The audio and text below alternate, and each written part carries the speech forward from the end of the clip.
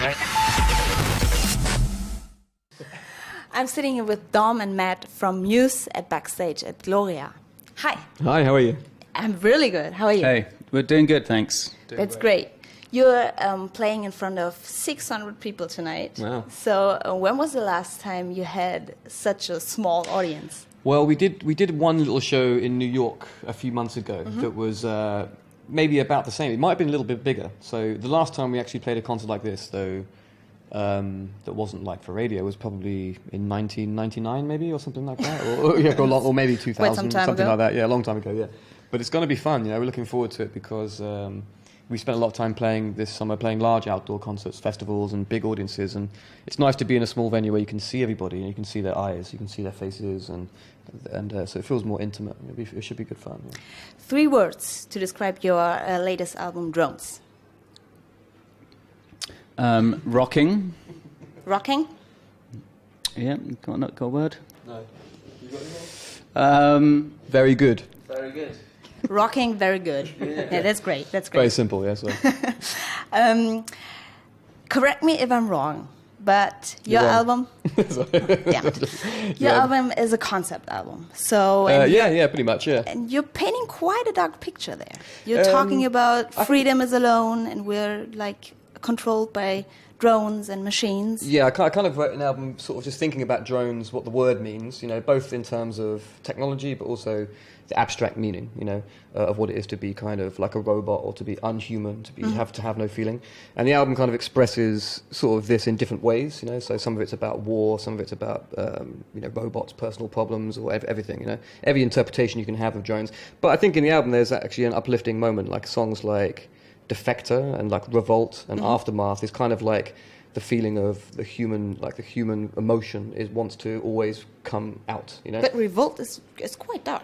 No, the lyrics. lyrics. Oh, really? Yeah, I guess so. I thought they were positive. Really? yeah, maybe. Yeah. I was like, is it a fictional? Yeah, it's kind of like fictional. I mean, some of it's based on books that I read about drones, and some of it's based on life experiences mixed together in a kind of fiction. Yeah. So it's not your opinion about the world? I wouldn't say the album expresses an opinion about the world, but I guess the album is expressing like the dangers a little bit. Of the dangers of mechanizing humanity too much, you know. So like a little bit of fear about what it is when technology takes over decision making for humans. You know, I think when technology becomes very powerful, for example, in warfare, like drones are very, very important for war. In modern warfare, and it makes decisions very, like killing decisions. It makes it very easy, you know. And I think there's something that maybe the general public don't really think about as much, you know. So I wanted to make an album that sort of talks about this subject, about the dangers of using machines and artificial intelligence to make decisions without having any human emotion involved, you know.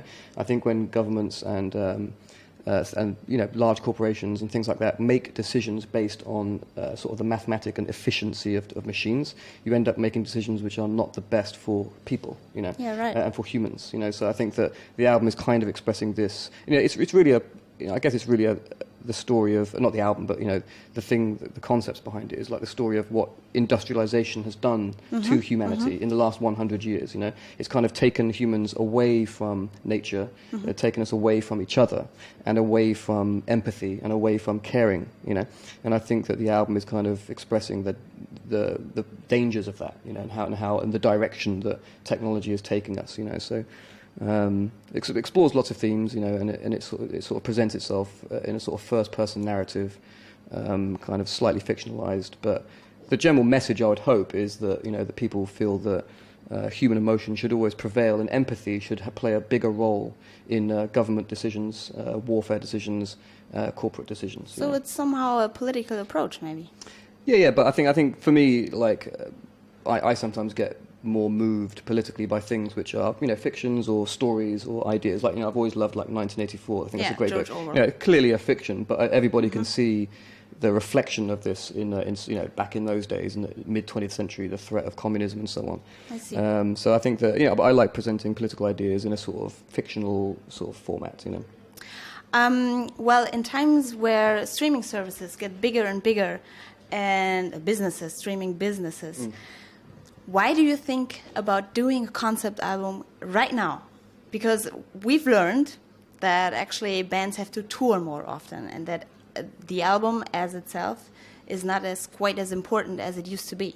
Yeah, I think since streaming has been around and the internet and accessing individual songs has become much easier, especially on iTunes and things like that. I think the meaning of an album has become less important, and the meaning of a good song has become more popular. You know, mm-hmm. Now that's kind of how the music industry started, I guess, in the 40s and the 50s, when it was just about good songs. And then when long play albums came out, vinyl records, large ones, people started thinking about the album as an art form. You know, I think the album had a really good period as an art form for like maybe 3 or 4 decades. But I think you know, coming out of that now into a different kind of era of music, I think the only reason to make an album is if it does have a reason to be an album, like a concept or a selection of songs which have a connection, you know. So I think for us, we decided that if we're going to make an album, we should make an album that has a reason to be an album, you know. So that's why it's like a concept, and the songs are very connected, and they all sing about the same sort of subject, you know. So what is your opinion about streaming, actually?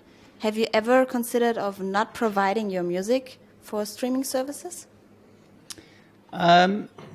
No, we've never considered not providing it. You know, I think there are so many different mediums and ways for people to listen to music, and I suppose I'm a fan of all of them, you know, and as a band, I suppose we embrace all of them. We don't restrict our music.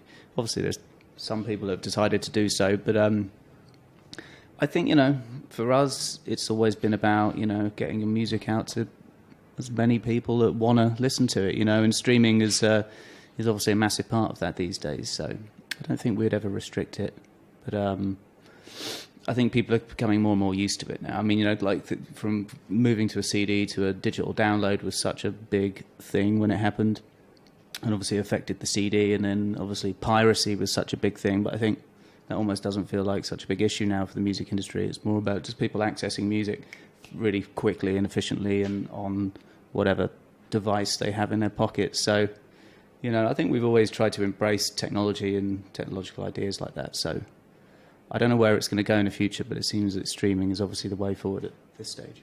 And of course, you're a band who like to be on the road, so your touring is always an option, I guess.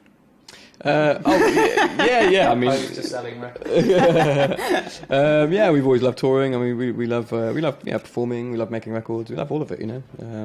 You know, we don't. The whole package. We don't do it for the income. You know, we do it because we love music. You know? Okay. Thank you so much. Cool. Thank you. Thank you.